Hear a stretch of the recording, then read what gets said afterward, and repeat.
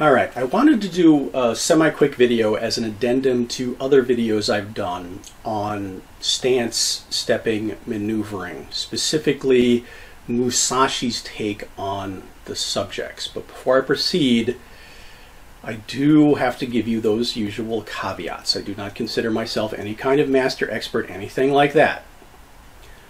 I also do not intend to ever contradict anything that you are studying or practicing. If it's working for you, it's working for you. Third caveat, if I'm talking about Musashi, I have to specify that I am not presenting the traditional Koryu Nitenichi Ryu. I've studied many kinds of swordsmanship, many kinds of martial arts. I apply Musashi to all of them the same way that, say, a HEMA practitioner would apply those old classic masters. And even what I'm going to present today, another caveat is there are always exceptions to every rule. So the thing I wanted to talk about today was one of Musashi's concepts of determining good distance, good measure. And interestingly, he called it, well, some translations call it the Chinese monkey's body.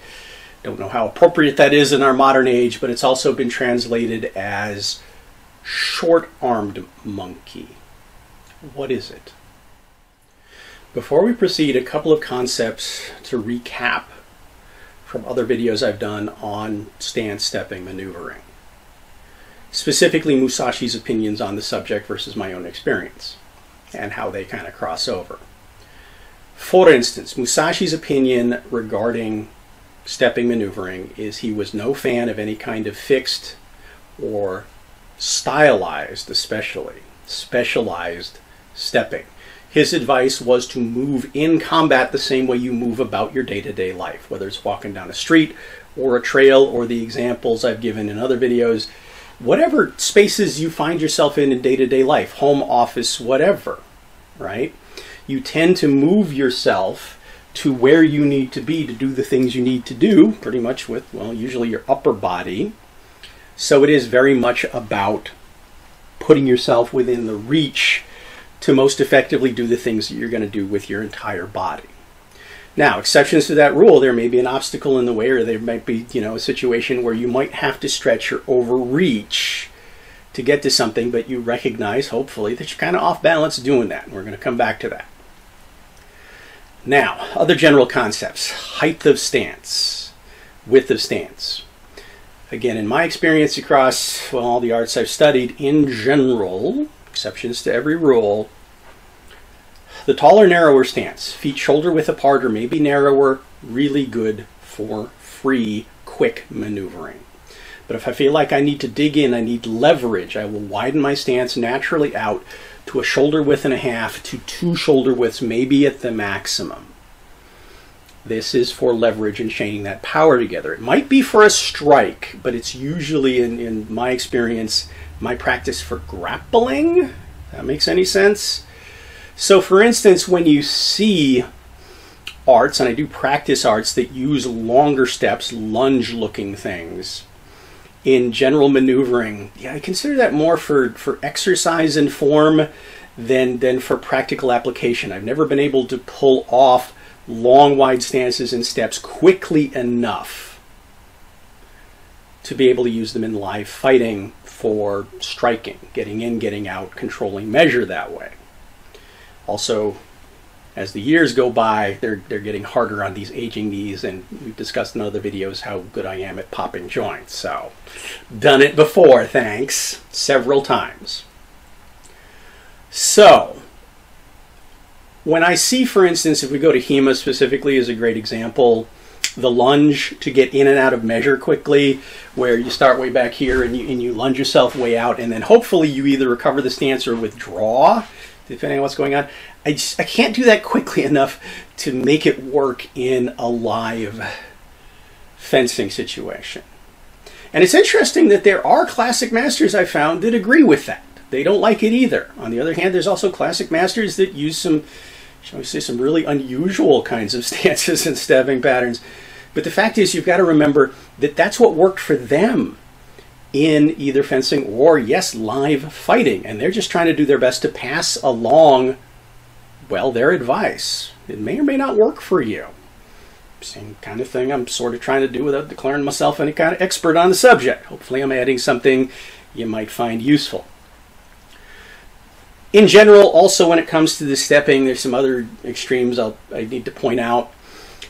Between, say, sliding or bouncing. What am I talking about? There are some arts where you will slide your feet across the floor. They don't really clear the floor very much. They tend to slide across it, and that's usually actually maximizing your stability, versus the opposite end of that spectrum, which could be potentially bouncing around, which I find kind of destabilizes my center and throws me a little bit off balance. The sliding step for me could be potentially disastrous depending on footwear and terrain. It might make me trip over my own feet. So what I tend to do is something slightly towards the sliding end, but not quite, where I lift my feet a little bit off the ground and try to move evenly back and forth, maintaining, again, as much stability, keeping my center of gravity between my feet. Not, again, overreaching, but like I said, always exceptions to every rule. However, I must recognize that sliding steps and even bouncing footwork works really well for certain people in certain situations. All right, that out of the way, how does that apply to the short-armed monkey?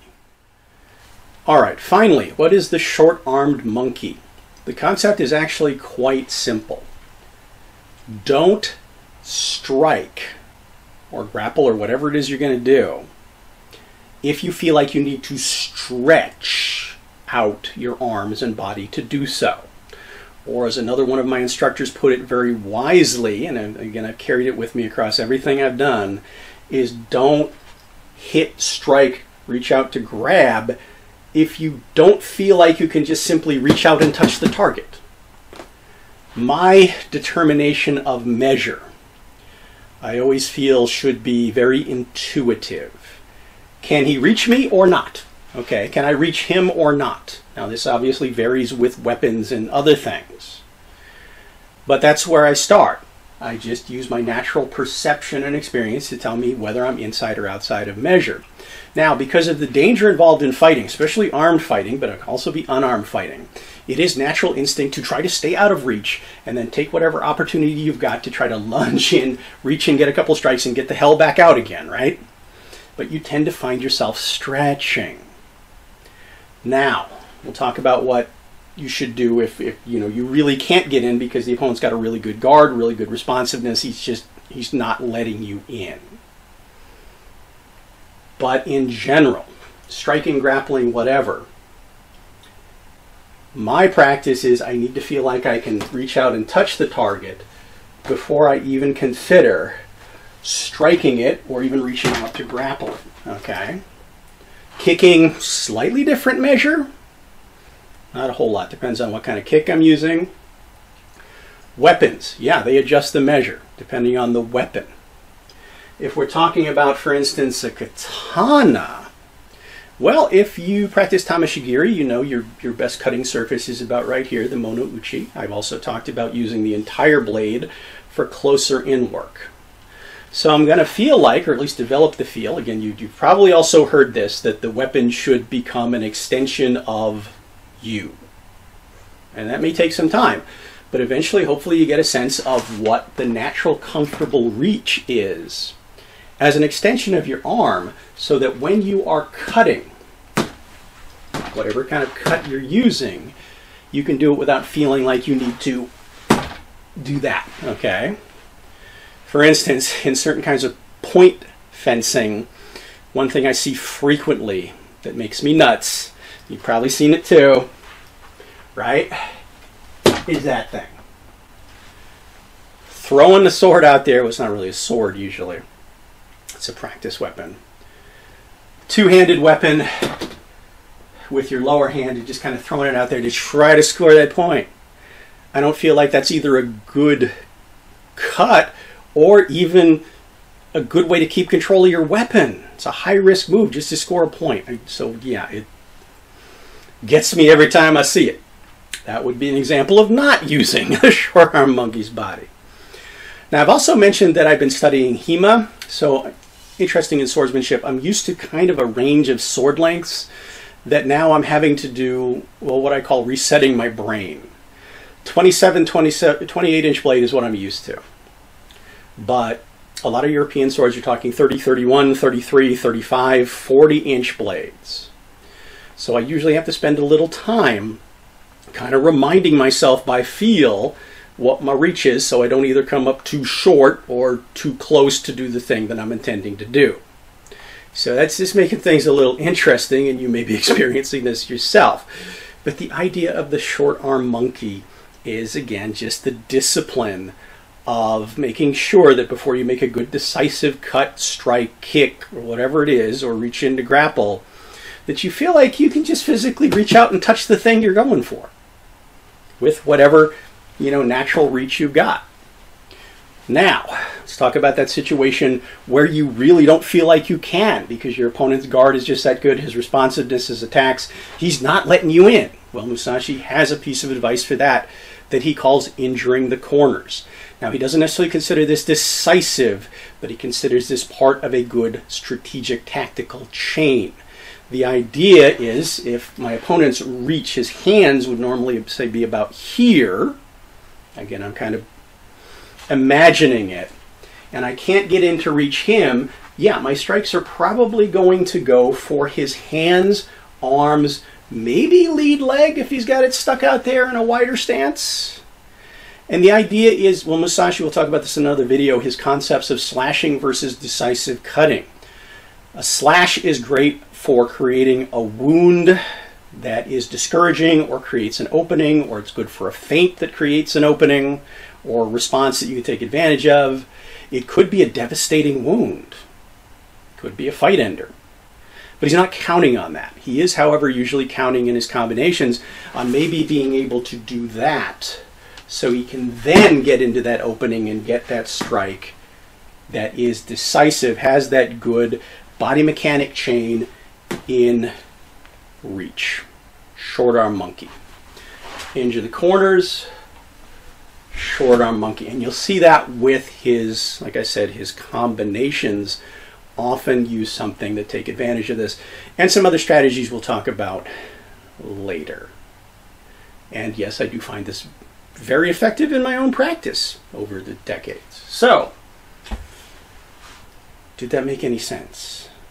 Let's get that conversation going in the comments. What works for you? What do you use? I'm perfectly happy to try my best to answer any questions that you've got.